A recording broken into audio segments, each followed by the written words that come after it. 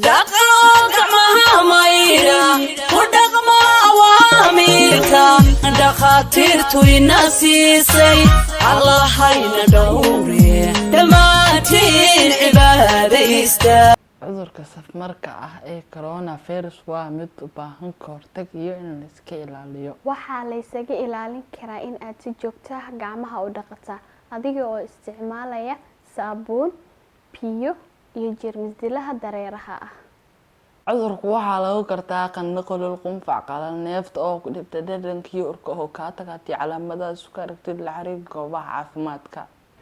coronavirus waxa uu faafaa markii uu qof qabo qunfac wata fayraska kaas oo ku faafa hawada una gudba dadka caafimaadka qaba ee u dhow bukaanka.